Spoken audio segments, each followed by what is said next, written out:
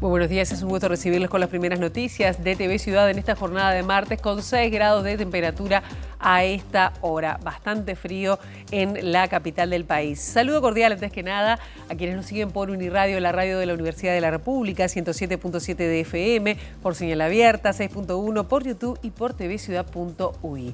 Vamos a repasar rápidamente el pronóstico de meteorología para las próximas horas que nos depara para hoy. De estos 6 que tenemos actualmente, la máxima va a ser de 186, no, vamos a decirle de 18 grados para este mediodía. El cielo estará soleado con alguna nubosidad.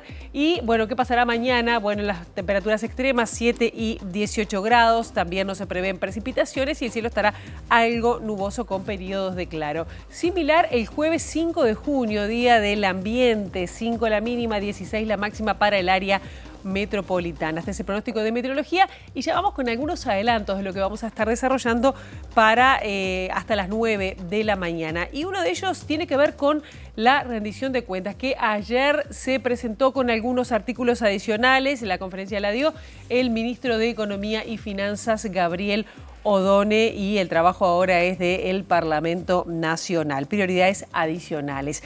También contarles que el excomandante en jefe de la Armada, Tabaré Danner, fue procesado con prisión domiciliaria en la causa que investiga torturas en el centro de detención clandestino del Cuerpo de Fusileros Navales entre 1977 y 1978. Vamos a profundizar en instantes en nada más.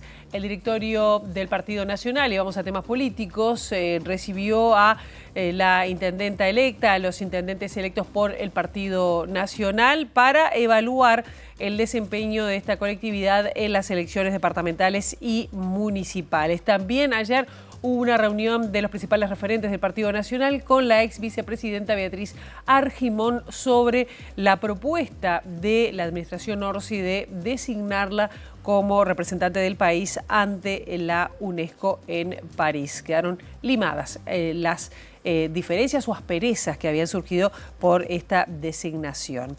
También contarles que la jueza penal Marcela Vargas extendió el plazo de la investigación del caso Penades hasta el mes de octubre, plazo máximo que otorga la ley para que se lleve adelante esta investigación al ex senador del Partido Nacional imputado por más de 27 delitos sexuales contra menores de edad. Hasta octubre entonces estará la investigación y allí habrá alguna resolución.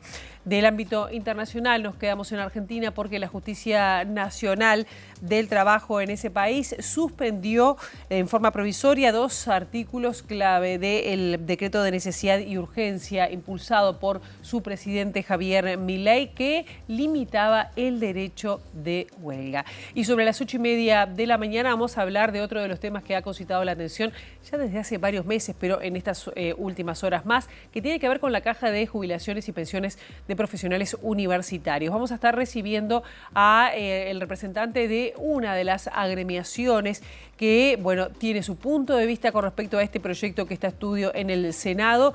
Se trata de Sergio Bedrosian, integrante del Grupo Profesionales Independientes en Defensa de la Caja, para ver cuáles son las expectativas que tienen del proyecto que está en estos momentos a estudio del Senado y que si aprueban algún cambio vuelve a diputados. ¿Qué pasará con el salvataje de la caja? Esto será 8:30 de la mañana.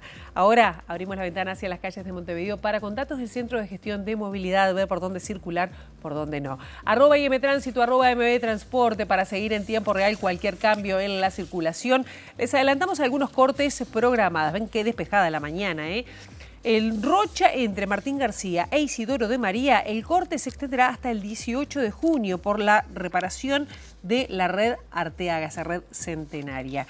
Libertad entre Prudencio Vázquez y Vega y Obligado, el corte será a partir de las 12 del mediodía hasta las 20. Luis de la Torre entre José Benito de Lamas y Carlos Maeso, también de las 7 de la mañana ya rige hasta las 20 por trabajos de hormigonado.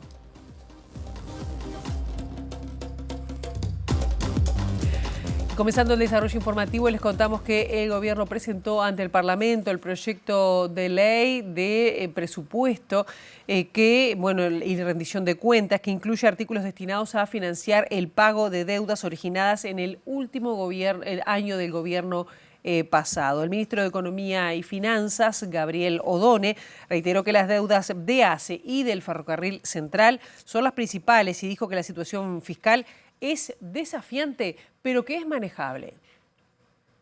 Desde el gobierno se informó que el proyecto de ley prevé hacer frente a esas obligaciones, entre otras cosas, con un aumento del tope de endeudamiento. También solicita al Poder Legislativo que le otorgue al Ejecutivo la facultad de cumplir con las compras de medicamentos de alto precio que provienen de fallos judiciales adversos y que se le otorguen recursos para cumplir con los proyectos del programa de vivienda Entre Todos y el fideicomiso SIGA. Además, se solicita un aumento del crédito para atender las deudas de ACE y de las obligaciones surgidas del acuerdo entre el gobierno y el consorcio vinculado al Ferrocarril Central. Dos rubros de los que habló Odone. Eso forma parte de lo habitual en cualquier transición de gobierno. Tal vez en este periodo los montos involucrados son un poco mayores.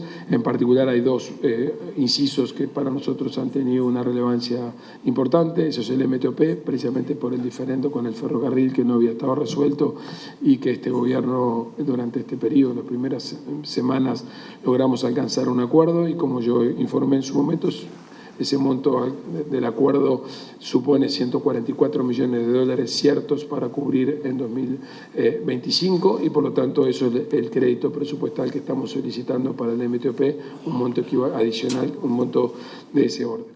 Y lo otro son un monto del orden de los 2.600 millones de dólares para ACE, de pesos, para ACE, que están relacionados directamente con las obligaciones que ACE tiene que enfrentar, producto de obligaciones no pagas en el periodo anterior, pero que fueron originadas en el periodo anterior. Y este lunes hubo mucha actividad en el Parlamento, pero nos vamos a la Cámara de Diputados porque la Comisión de Ganadería del Senado, recibió al ministro de Ganadería, Alfredo Frati, quien concurrió acompañado del subsecretario Matías Carámbula y el presidente del Instituto Nacional de Colonización, Eduardo Viera, que pese a haber renunciado, se mantiene en el cargo hasta que se designe sucesor. En la comparecencia, Frati defendió la política del Instituto Nacional de Colonización y la compra de esta estancia de 4.000 hectáreas en el departamento de Florida. Creemos haber respondido que hubo una defensa muy sólida de colonización, dijo el jerarca. Y desde la oposición, el senador blanco Sebastián da Silva dijo que el Ministerio de Ganadería reconoció que no tiene un plan. Nosotros vinimos, creemos haber respondido. Hubo una defensa muy sólida de colonización.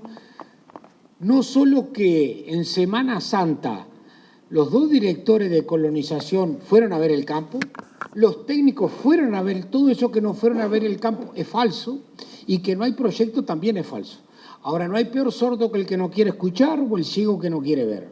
Fueron demostrados, hubo un PowerPoint, cuáles son las proyecciones, porque ustedes imagínense que no puede haber algo tan consolidado en el tiempo que lleva la compra de colonización. Lo importante es que empezamos a dar cumplimiento a una promesa electoral de otorgar 25.000 hectáreas para la lechería, básicamente mujeres y hombres jóvenes, y yo quiero decir que la lechería para nosotros en cuanto a colonización es fundamental, porque de todas las actividades agropecuarias no hay ninguna que radique más gente en la tierra que colonización. Las vacas hay que ordeñar todos los días.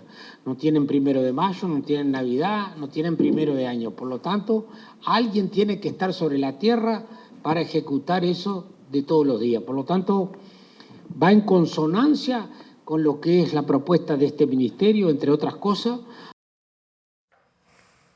Y en el mismo sentido, el senador del Frente Amplio, Aníbal Pereira, dijo que los informes técnicos, jurídicos que presentaron en la comisión avalan la pertinencia de la compra de esta estancia. Pereira criticó sin mencionar al senador blanco, Sebastián da Silva, que fue el principal denunciante del caso y que ocupa además un cargo de presidente de la Comisión Fiscal de la Asociación Uruguaya de Inmobiliarias Rurales. Dentro de los informes jurídicos, tanto del Ministerio de Ganadería como del Instituto Nacional de Colonización, dan con absoluta claridad de que la compra no tiene ningún tipo de cuestionamiento desde el punto de vista legal, ni de la oportunidad de ninguno de los otros cuestionamientos que públicamente se han intentado instalar, del valor de su precio, del valor del precio del campo, de la oportunidad, está en el medio de la cuenca lechera, todos los estudios técnicos van en el sentido de que la compra ha sido de manera más que correcta y diría yo necesaria para los intereses del país, no solo de colonización. Pero cuando alguien quiere pegar a la línea de flotación, y concretamente quien ha jugado ese rol con más claridad y que ha hecho aseveraciones que entendemos que están fuera de tono, claro, ahí se le mezcla su doble rol, su rol de senador y su rol de presidente de la Comisión Fiscal de la Asociación Nacional de Inmobiliarias Rurales. En los próximos días va a haber una reunión entre las autoridades del Instituto de Colonización y las autoridades de la Cámara Inmobiliaria Rural para profundizar sobre ese tema. Quien tendría que aclarar qué rol juega es quien ha hecho los cuestionamientos públicos más potentes centrados en la compra, centrados con la no oportunidad de la compra. Sobre el mismo tema, el senador blanco Carlos Camí dijo que no se discute la legalidad de la compra del campo de Florida por parte de Colonización. Camí se declaró además defensor de Colonización por la política social que desarrolla y defensor acérrimo de la lechería. Por eso considera positiva la decisión tomada por el organismo. Creo que la legalidad no se discute. Es al amparo del artículo 35 de la ley 11.029 que le da clara acción de posibilidades de tomar posición en el negocio que pacten los particulares al Instituto de Colonización sin modificar las condiciones de precio ni de plazo, como es el caso. Aquí es la conveniencia desde el punto de vista del rol de colonización y fundamentalmente focalizado en la lechería, que así ha sido planteado. Yo soy un defensor del Instituto de Colonización, de la ley 11.029, de su vigencia, de su potencialidad como instrumento para promover y desarrollar no solamente la producción, la productividad, mejorarla, sino el afincamiento de la familia en el medio rural. Es un proyecto económico, productivo y social que para mí tiene vigencia. Soy defensor acérrimo de la lechería como la actividad más colonizadora. Por tanto, una inversión de esta naturaleza en un departamento como Florida, integrante de la cuenca lechera, en una zona próxima a San Ramón, a la capital de Florida, a la colonia 33 Oriental, es decir, con proyectos similares que tienen más de 50 años y que han tenido suceso, creo que es algo a atender, con un sentido de análisis, desde mi punto de vista, en principio positivo. El senador blanco y ex candidato a la presidencia, Álvaro Delgado, defendió y respaldó la designación de Beatriz Argimón como representante del país ante la UNESCO, como propuso el gobierno, y va a proponer a la bancada del Partido Nacional apoyar esta designación, aunque dijo que el gobierno no actuó bien respecto al procedimiento de nombrarla o de proponerla. El legislador aclaró que la actitud será distinta en el caso de la ex viceministra Carolina H. del Partido Colorado, que ha sido propuesta como embajadora de Portugal. Un gobierno que quiere hablar de diálogo todo el tiempo, costaba poco levantar un teléfono y avisarle al Partido Nacional o a cualquiera de sus referentes que iba a proponer a una integrante histórica del Partido Nacional, ex vicepresidenta de la República, que le iba a proponer un cargo, por más que sea a título individual. Eso es lo primero. Lo segundo, creo que en los términos personales en los que se manejó, quizás no estuvo de la mejor forma manejada, porque quizás también un par de llamadas avisándonos, enterándonos por los medios de comunicación hubiera estado correcto, apropiado. Tercero, separar las cosas, ¿no? Separar las cosas, porque quisieron mezclar en un solo anuncio dos situaciones bien diferentes, obviamente con actitudes que nosotros vamos a tomar bien diferentes. No es lo mismo Carolina H. que Beatriz Argimón, no es lo mismo. Por eso yo quiero resaltar la figura de Beatriz a título personal en un tema como es la cultura, un tema que siempre ella lo trabajó. Ella va a UNESCO, está propuesta para la UNESCO y vamos a acompañar. Yo creo que el gobierno en esto fue pícaro, ¿no? Fue pícaro porque el mismo día que estaba renunciando el presidente de Colonización por haber sido designado inconstitucionalmente, y ya era creo que el tercero o el cuarto jerarca, esto como el gran hermano al gobierno, cada tanto tiempo se le va uno en poquitos meses. Y bueno, yo creo que para tratar de cambiar la atención, con esta picardía hicieron esto de esta forma. El diario El Observador dijo que también Beatriz Argimón se reunió con representantes del Partido Nacional. Estamos hablando de los senadores Álvaro Delgado, Nicolás Olivera, electo intendente de Paysandú, también con la presidenta del directorio del Partido Nacional, Macarena Rubio, y el secretario personal del expresidente Luis Lacalle Pou, Nicolás Martínez. La nota establece que Argimón les trasladó que la comunicación sobre su posible designación como embajadora ante la UNESCO se hizo a destiempo, que tras aclarar los hechos el tema se dio por cerrado, aunque reconoció que hubo quizás un tema en la comunicación, reconoció Argimón. Y vamos a otros temas, pero seguimos en esta colectividad porque el directorio del Partido Nacional recibió a intendentes electos, a la intendenta electa, por la fuerza política e hizo un balance positivo de las elecciones departamentales del mes de mayo. El intendente electo de Florida, Carlos Enciso, dijo que es temprano para saber si la coalición republicana se replicará en todo el país, y sus pares de Durazno y Paysandú aseguraron que la gente apoyó el modelo de gestión blanco. El próximo 28, tal como lo anunció la presidenta, será la Convención Nacional, y allí lo que hemos pedido también de parte de los intendentes es que tengamos un directorio consustanciado también con la realidad que hoy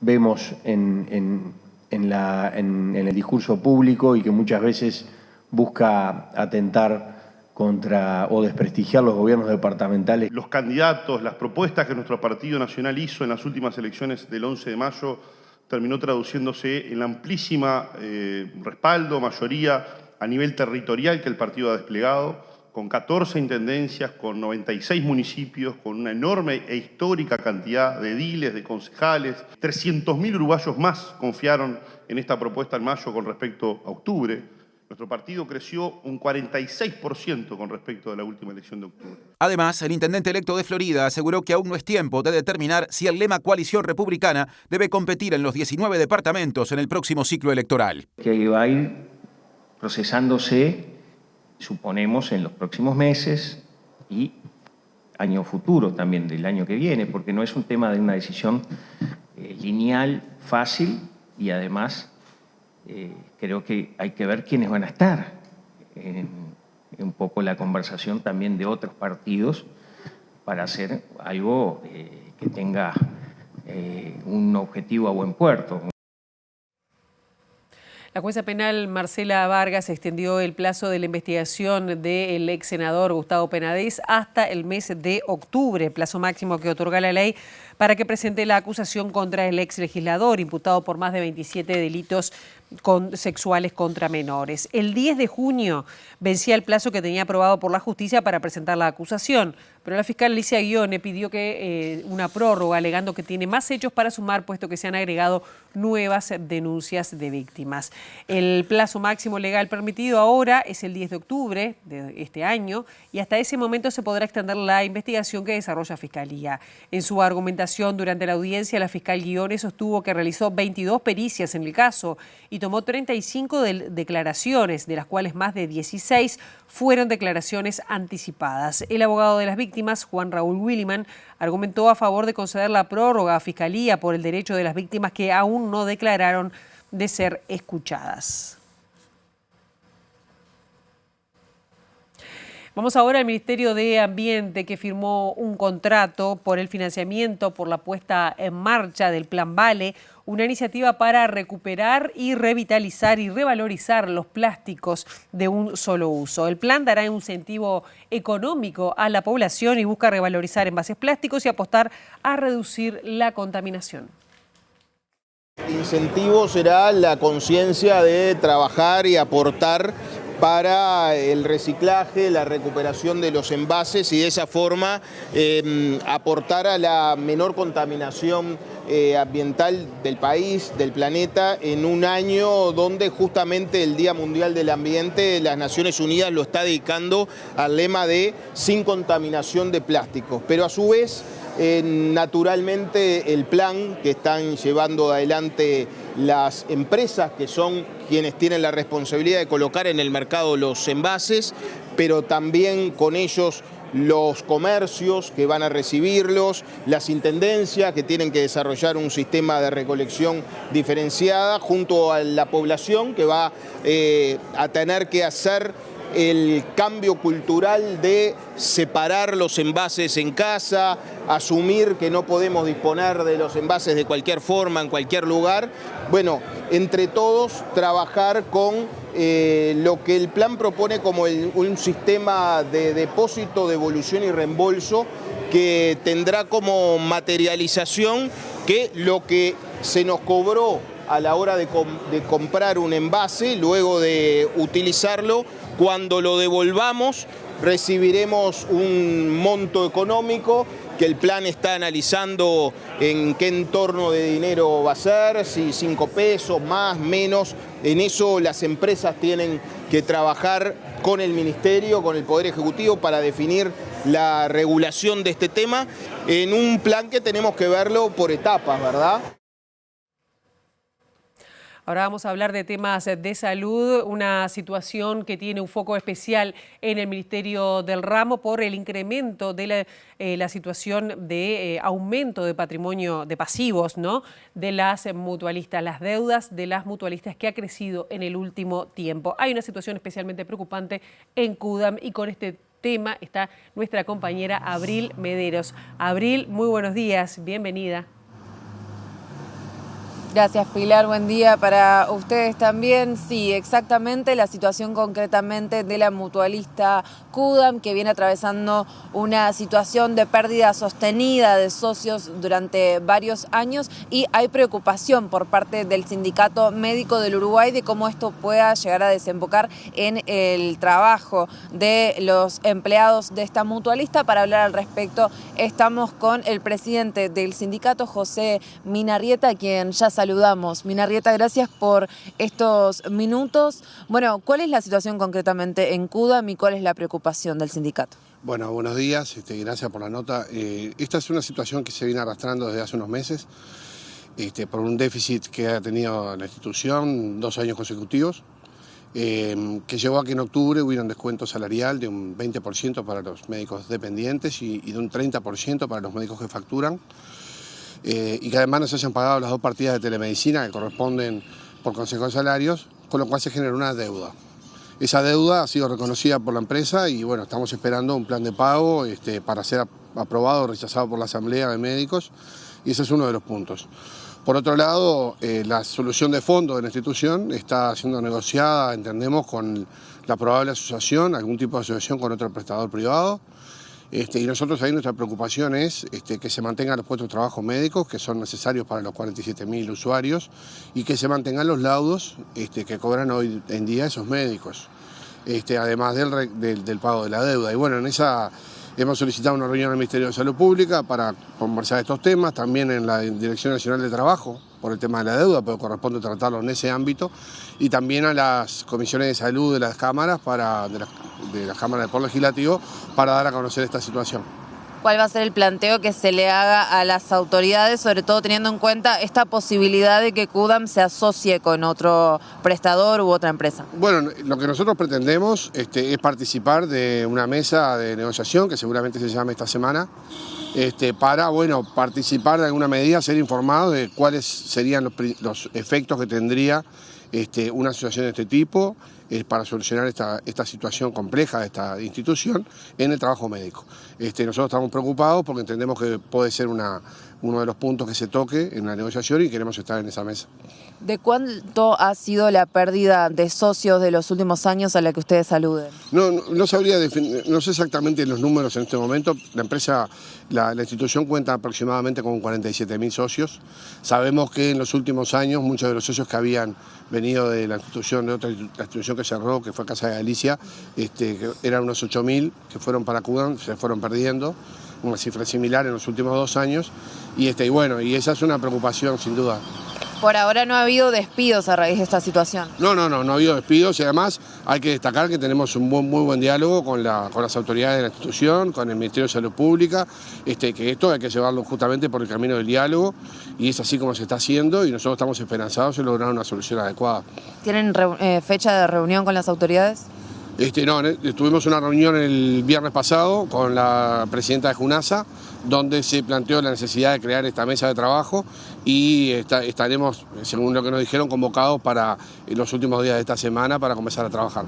Minarrieta, le consulto por una noticia que se consignaba hoy en el país y tiene que ver con el aumento de los pasivos de todas las mutualistas del país. ¿Cuál es el diagnóstico que se hace en este marco de la situación? Porque tenemos situaciones financieras complejas en mutualistas como Casmu, que son de mayor conocimiento, pero hay otras, ¿verdad? ¿Cómo se observa desde el sindicato? Sí, hoy justamente nos despertamos con esa noticia.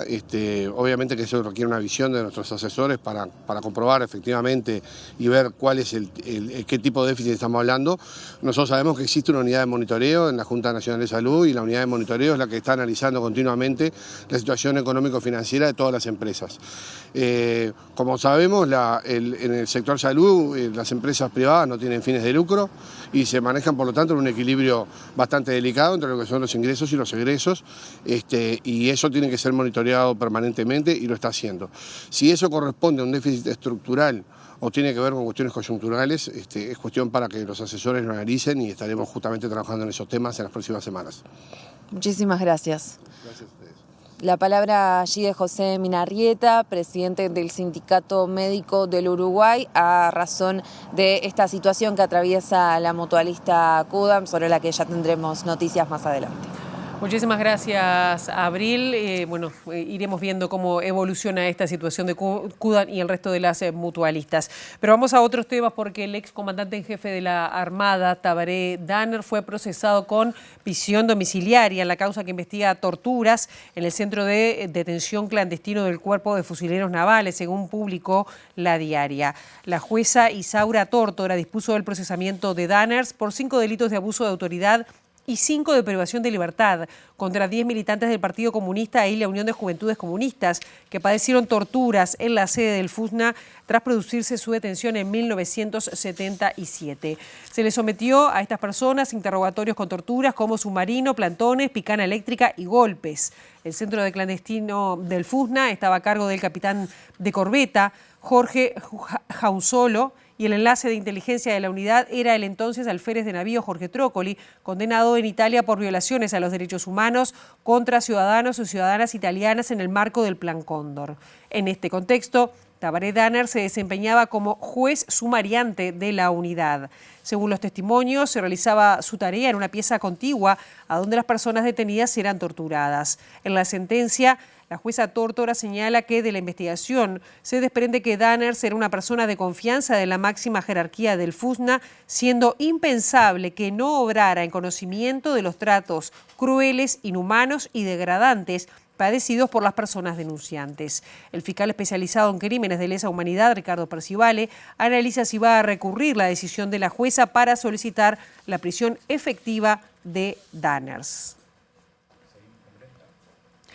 Y justamente uno de los denunciantes de esta causa que recién mencionábamos es Eduardo Brenta, senador del Frente Amplio. Considera que es un gran paso el hecho de hacer justicia con una de las personas vinculadas directamente con las torturas en este centro de detención.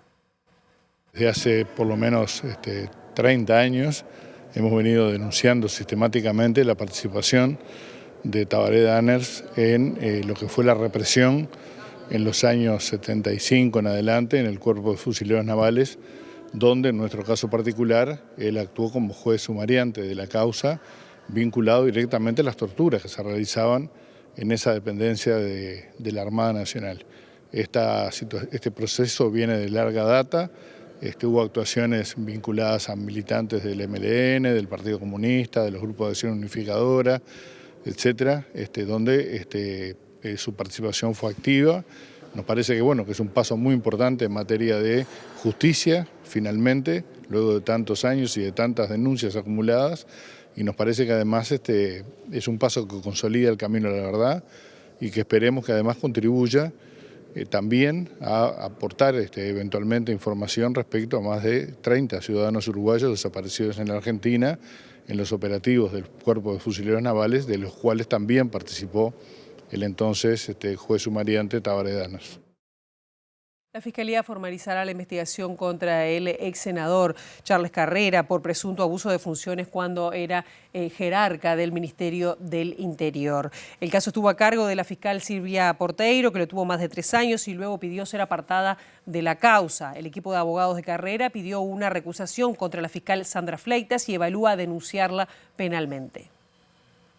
Es un movimiento que escapa a todo análisis jurídico, racional y lógico en el proceder de un fiscal que asume una fiscalía de delitos económicos y complejos. Acá cabe recordar que hace unos 15 días, un poquito menos, asumió en la Fiscalía de Delitos Económicos y Complejos de segundo turno una nueva titular, la doctora Sandra Fleitas, y que razonablemente tiene que ponerse al corriente de todos los casos que tiene, todas las causas penales que tiene esa Fiscalía, que andan en el entorno de las 500, y puntualmente le manifestó a la defensa, apenas asumió, que se iría a poner un poco, digamos, en órbita con todos los casos, que los iba a estudiar a fondo, y una vez eso le iba a conceder una reunión, una entrevista a la defensa para ver cómo se posicionaba frente al caso y qué diligencias de investigación iba realizando. Bueno, lejos de eso, la convocatoria a la reunión nunca llegó y, sin embargo, lo que sí llegó es un decreto, una notificación judicial de convocatoria a audiencia de formalización, y hoy, cuando chequeamos en el juzgado, nos enteramos que se presentó por parte de la Fiscalía una solicitud de formalización, pero acá lo más llamativo, lo más alarmante y lo más preocupante desde un punto de vista de garantías es que se presenta por delitos diferentes a los que se lo venía investigando. Es decir, a Charles Carrera se le presentó una denuncia hace casi 3 años y se lo viene investigando desde hace casi 3 años por un delito de abuso de funciones, ¿no? Y la defensa, en base a ese planteo, a esa teoría del caso que exterioriza la Fiscalía del delito de abuso de funciones, es que se organiza y ensaya sus argumentos de defensa y presenta sus diligencias y sus pruebas. En este segundo bloque de Medio de Noticias estamos recibiendo con muchísimo gusto a Sergio Bedrosian, quien es integrante de Profesionales Independientes en Defensa de la Caja, justamente para hablar de qué es lo que está pasando y sobre todo cuáles son las expectativas que ellos tienen con el proyecto que en estos momentos está en el Parlamento. Un gusto, bienvenido. Muchas gracias, Pilar. Bueno, las expectativas son inciertas porque nosotros sabemos que hay un adelanto en el trabajo, sobre todo en varias organizaciones de afiliados, que hemos elaborado un documento común, pero hay 3 años de lucha en la cual hemos presentado soluciones muy bien fundamentadas. En diputados, por supuesto, hubo avances importantes porque ese intercambio con los grupos logró que la oposición pudiera también alinearse con algunos de esos reclamos. Las expectativas, yo decía que son inciertas porque escuchamos los anuncios del ministro de Economía, donde dice claramente que son insuficientes las medidas propuestas, las que vienen desde diputados, y estamos fundamentalmente preocupados porque desde el punto de vista político, mucho más que desde el punto de vista técnico, económico y financiero, hay una intención muy clara de castigar a los afiliados a través del atropello de sus derechos. Y es por eso que nosotros tenemos que dar una idea real a los afiliados y también a la opinión pública acerca de las expectativas que tenemos hoy. La gran lucha se va a dar, en definitiva, entre lo que los legisladores determinen a conciencia, a sabiendas que han reconocido quienes han podido expresarse la razón en nuestros reclamos, en contraposición contra una decisión, contra un anteproyecto que viene en forma de receta, que se propuso sin discusión. Es decir, todo este tiempo de debate se ha dado gracias a que los grupos hemos irrumpido y hemos trabajado con el sistema político para que los mismos que propusieron una medida similar hace 2 años estén hoy defendiendo nuestras posiciones. Y digo esto porque la preocupación donde nosotros hicimos hincapié es que en el que el legislador, y es lo que pedimos, que los legisladores tengan la dignidad en el ejercicio de su función de poder responder a su propia conciencia y no a esos mandatos que muchas veces, no solamente en esta oportunidad, demuestran que la operativa política se instala rompiendo algunos mecanismos democráticos muy deseables por todos nosotros, que son el debate y la discusión de las ideas. Ahora, pienso que el punto, más allá de temas políticos, acá hay un tema que la caja está quebrada, que ya se sabía desde hace años que se viene hablando de que la caja viene mal, que muchos profesionales se declaran en no ejercicio porque es muy caro pagar la caja. Pregunto, ¿cuál es la solución? Porque acá hay una cuestión de que mucha gente dice, bueno, ¿por qué tenemos que pagar los platos rotos de una caja que ha funcionado mal o que no es... digamos, que no ha sido, que está en insolvencia? Bueno, esas aseveraciones son parte de una realidad que ha ganado la opinión pública porque ha habido una campaña, además. ¿Y no le parece que es cierto? No es cierto. Y decir por qué no es cierto. No es cierto porque cuando uno habla de que la caja está quebrada, sin hablar de las causas que provocaron la crisis de la caja, nosotros denunciamos, especialmente en nuestra agrupación, que la caja profesional sufre una crisis provocada que tiene que ver con 20 años de una cantidad de acciones desde sus directorios, entre los directores electos y especialmente entre los directores designados por el Poder Ejecutivo, para que la caja dé estos resultados de crisis. ¿Y por qué lo denunciamos? Porque hay un solo aspecto que por sí solo denuncia esa realidad, que es el tema de los timbres.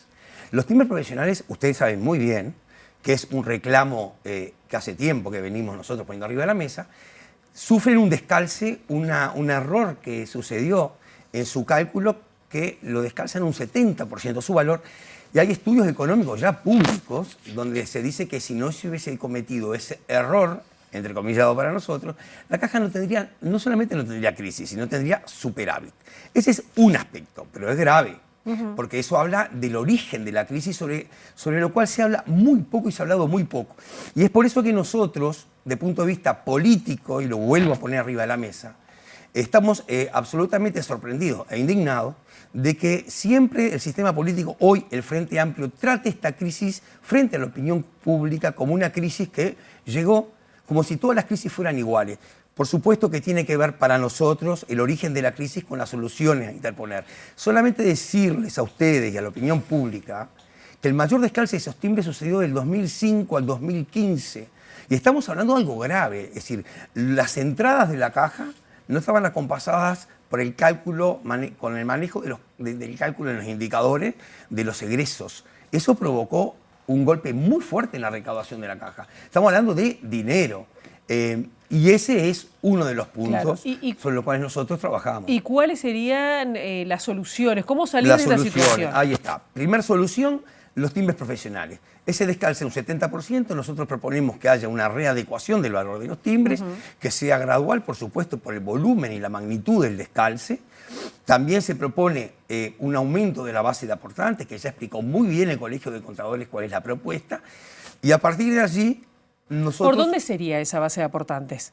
¿Obligar a todos los profesionales a que se afilien? No, la propuesta del Colegio de Contadores habla de que como hay 110.000 que no están, que están en declaración de no ejercicio, hace un cálculo que con menos de 30.000 de esos 110.000, que se les detraiga del aporte al régimen de capitalización individual hacia las AFAP, de un dinero equivalente a lo que es la primera categoría, con eso ya la caja tendría una solución económica. ¿Pero por qué es importante? ¿Pero tendrían que seguir aportando por la caja? No, ese aporte sería para la caja, no afectaría al trabajador, sí afectaría a la FAP, ¿sí? ¿Lo verdad? Pero, bueno, esa es una propuesta. Y es importante ubicar la importancia de las propuestas.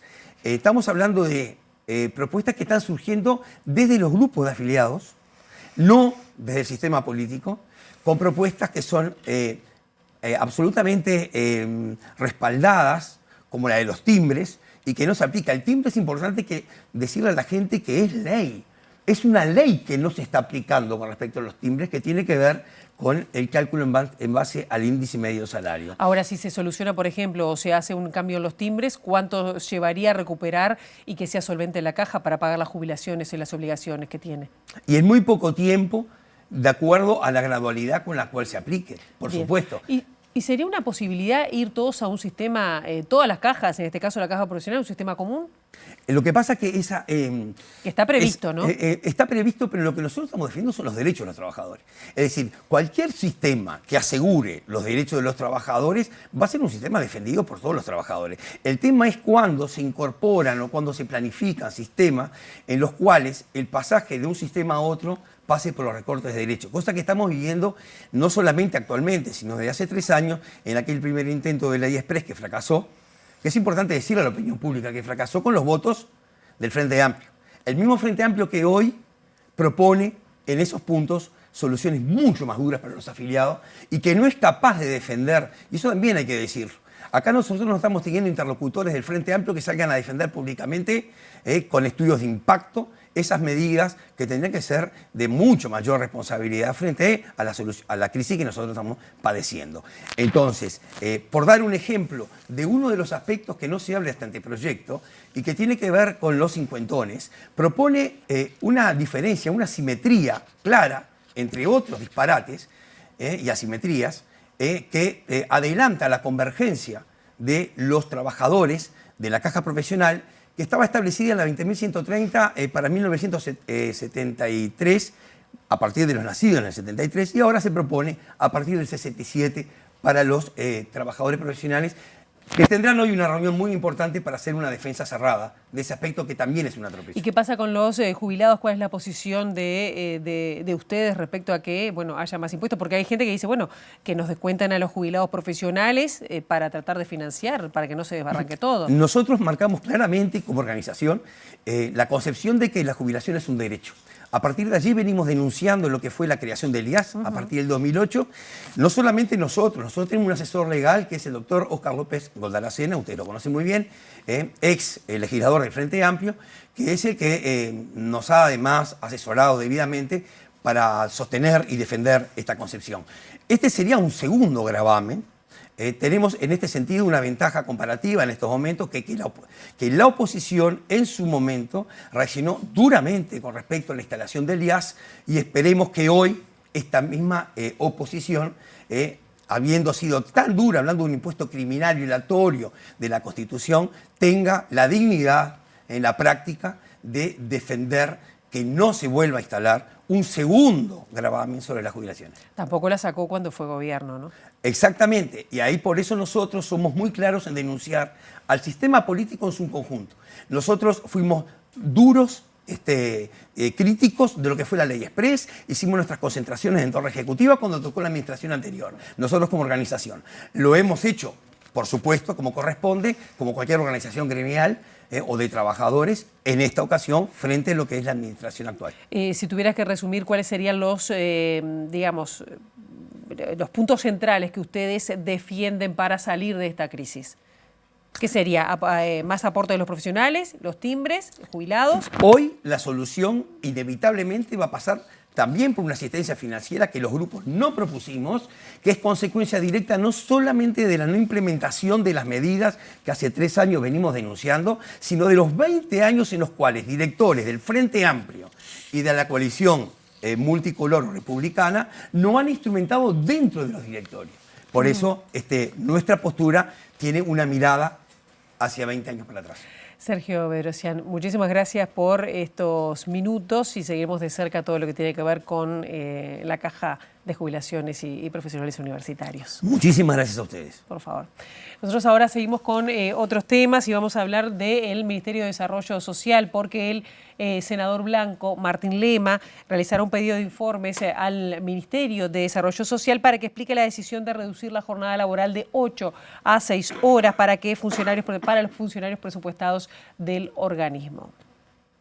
El sindicato le torció la mano a las autoridades y es una pésima señal porque en tiempos donde habría que fortalecer la atención no es lógico una reducción de la carga horaria de los funcionarios que fueron regularizados en la última etapa. Se va a realizar una reducción de 8 horas a 6 horas manteniendo el salario por 8 horas.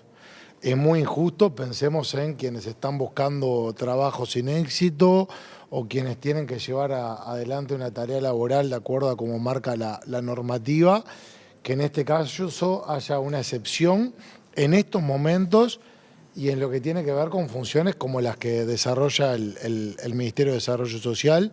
Por tanto, entendemos que no es una buena señal para nada que el sindicato le haya torcido la mano a las actuales autoridades, y desde el punto de vista funcional, por supuesto que habrá que fortalecer la respuesta y la atención, y con una reducción de la jornada claramente no va en la línea de ese fortalecimiento que requiere la atención del MIDES. Queremos saber cómo se va a contemplar o a compensar esas horas que hoy por hoy van a tener una reducción horaria con el mismo salario en funcionarios que fueron regularizados en las últimas etapas. Creo que estamos hablando de alrededor de 700 funcionarios en total. Hay que ver cuáles van a ser destinatarios de esta excepción, pero es absolutamente inconveniente. En su momento a mí como ministro me tocó llevar adelante una definición que tiene que ser una definición de acuerdo al servicio. Y sobre este tema, el Ministerio de Desarrollo Social firmó 2 acuerdos con el funcionariado en los que quedarán ampliados los horarios de atención a la ciudadanía, resolviendo también inequidades denunciadas por el personal en cuanto a las horas trabajadas. Desde el año 2023, el sindicato mantiene un conflicto por el proceso de regularización llevado adelante por el entonces ministro Lema. Durante ese año, el dirigente blanco ofreció a 251 trabajadores de la cartera con contratos a término la posibilidad de pasar a ser funcionarios públicos presupuestados bajo la consideración de tener jornadas de 8 horas y no de 6. Desde la actual administración señalaron a través de un comunicado esta situación y que expusieron que el aumento de horas, lejos de mejorar la atención a la ciudadanía, la deterioró, lo que entienden quedó demostrado en el reducido horario de atención y las ineficacias o ineficiencias operativas derivadas. Así, en el marco de un diálogo con las nuevas autoridades del MIDES, llegaron a 2 acuerdos, autoridades y sindicato. Primero, la reorganización del trabajo para ampliar el horario de atención, comenzando por las oficinas con mayor demanda y menores cargas horarias. Segundo, el retroceso del control horario de los 251 funcionarios afectados a la modalidad previa a la regularización, de que tenían 6 horas diarias. 5 proyectos de carácter interseccional fueron seleccionados en la edición 2025 del Fondo Marielle Franco, que organiza la Intendencia de Montevideo, y sus propuestas serán implementadas en el área metropolitana. Los proyectos ganadores son: Infancias Invisibles, una compilación de cuentos para niños, adolescentes, jóvenes que abordan la diversidad sexual y de género. Interbarrial Manga, se realizarán formación a promotores barriales en derechos desde una perspectiva antirracista, participación activa de niñez y adolescencias. Escuelita Trans busca el acompañamiento a personas trans para acreditar el ciclo básico. Vicosidad, su objetivo es generar impacto y conciencia colectiva sobre la enfermedad del VIH, abordando los estigmas y prejuicios que atraviesan los cuerpos seropositivos. Comunidad Charrúa, Bascuadá, Inchalá y Colectivo Nativo busca recuperar la memoria oral y escrita del pueblo de la nación charrúa. Memorias Indígenas aporta una nueva mirada de los pueblos originarios de Uruguay. El Fondo Marielle Franco de la Intendencia tiene como objetivo la deconstrucción de sistemas de dominación y de sus ejes de desigualdad, partiendo de la reivindicación de las identidades de las personas con múltiples y complejas, especialmente con foco en la ascendencia étnico-racial y afrodescendiente, también indígena, de migración y el refugio, además de la diversidad sexual y de género. Está constituido por las Secretarías de Diversidad y de la Equidad Étnico-Racial y Poblaciones Migrantes de la comuna. El intendente Mauricio Zunino recordó que el Fondo Marielle Franco se inscribe en una política de inclusión que se debe seguir generando mediante abordajes diferenciados, porque no todos parten desde las mismas bases, desde las mismas situaciones, ni tenemos las mismas posibilidades en un mundo que prioriza ciertos estereotipos predominantes con una lógica de acumulación de capital que sigue estigmatizando a muchos y a muchas. El fiscal general de Paraguay, Emiliano Rolón Fernández, confirmó este lunes a la prensa de su país que el narcotraficante uruguayo Sebastián Marcet es uno de los autores intelectuales del crimen del fiscal paraguayo Marcelo Pecci. En 2021, el magistrado había dejado al descubierto el cártel dirigido por Marcet y su socio paraguayo Miguel Ángel Insfrán. La información sobre el vínculo directo de Sebastián Marcet con el crimen del fiscal Marcelo Pecci fue confirmada por Colombia al fiscal general de Paraguay, Emiliano Rolón Fernández, quien aportó detalles este lunes. Rolón dijo que el uruguayo figura dentro del esquema criminal que asesinó al agente fiscal antimafia el 10 de mayo de 2022, cuando pasaba su luna de miel en la isla colombiana de Barú. Me habla ella, la fiscal colombiana, de un segundo anillo de participantes intelectuales y lo ubica a este señor Marcet, que hoy está en la información, como uno de los que podrían ser, señaló Rolón. Este vínculo había sido establecido semanas después del crimen por el presidente de Colombia, Gustavo Petro, que lo reiteró en varias ocasiones, la última hace 2 días y la anterior en febrero, tras la aparición de una agenda del autor material del asesinato, Francisco Correa Galeano, con el nombre de Marcet asociado al de Pecci. El fiscal asesinado dirigió la investigación a ultranza PI, que desarticuló la red de narcotráfico que dirigía Marcet, junto con su socio paraguayo Miguel Ángel Infran, quien ya se encuentra detenido en Paraguay. La responsabilidad de Marcet en la ejecución de Pecci se conoce en medio del juicio que se realiza en Paraguay contra el clan Marcet, incluyendo a su esposa Yanina García Troche, que llegó al país extraditada desde España el 21 de mayo.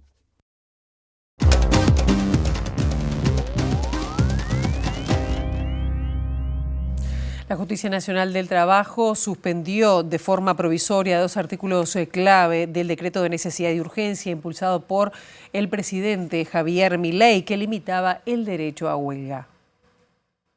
La Justicia Nacional del Trabajo de Argentina suspendió este lunes de forma provisoria 2 artículos claves del decreto de necesidad y urgencia impulsado por el presidente Javier Milei, que limitaba el derecho a huelga y ampliaba el espectro de actividades obligadas a garantizar servicios durante medidas gremiales. La decisión judicial, que hace lugar a un amparo presentado por la Confederación General del Trabajo, principal central obrera del país, bloquea los artículos 2 y 3 del decreto, que habían generado un fuerte rechazo sindical ilegal por considerarse violatorios de derechos laborales consagrados constitucionalmente. Antes del decreto, eran considerados servicios esenciales aquellos vinculados a la salud, el abastecimiento energético y de agua y el control aéreo, y la norma suspendida pretendía extender esa categoría al transporte marítimo y fluvial, los servicios portuarios, aduaneros, las telecomunicaciones y la educación, entre otros sectores. Además, el decreto introducía la figura de actividades de importancia